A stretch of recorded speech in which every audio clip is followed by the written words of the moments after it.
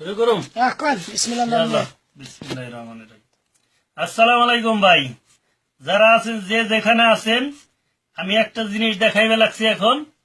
এই দেখেন, এই আপেল যে ফলটা আমরা খাই, এই ফলের উপর দিয়ে কিভাবে মোম পালিশ করে মোম দিয়ে গ্লেসিং করে রাখছে। দেখেন, এই যে মোমগুলি আমরা আপেলটা পাওয়া মাত্র অমনি আমরা খাই। এই মোম খাইলে যে কতটুকু খানি কি ক্ষতিকর জীবাণু শরীরে যায় পেটের ভিতরে। দেখেন এই যে কি আপেল, এর দেখেন দিয়ে এই আপেলের ভিতরে যে কিভাবে মোম লাগাইছে, এই যে গ্লেসিং করছে আপেল রে, যাতে আমরা আকর্ষণ হই এই আপেল কেনার জন্য। দেখেন এই যে কি মোম বাইরিতেছে।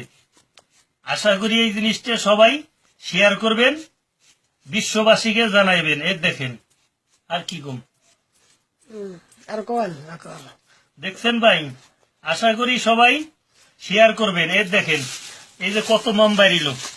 এই দেখেন এই যে আমার হাত জড়াই গেছে, এই যে সব আপেলের ভিতরে এই যে মোম।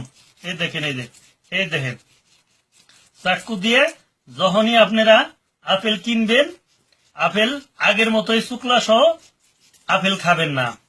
এই আপেলটা সুন্দর করে ধুয়ে শুকলা ছুইলে ফেলাই দিবেন, তারপরে আপেল খাইবেন। এর দেখেন মোম গুলাইয়ে কিভাবে আপেলের উপর দিয়ে বানিশ করছে।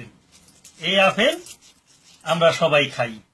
আশা করি সবাই এই জিনিসটা শেয়ার করবেন। দেশবাসী প্রবাসী যারা আছি, যে যেখানে আছি, সবাই এই জিনিস আশা করি জানবো।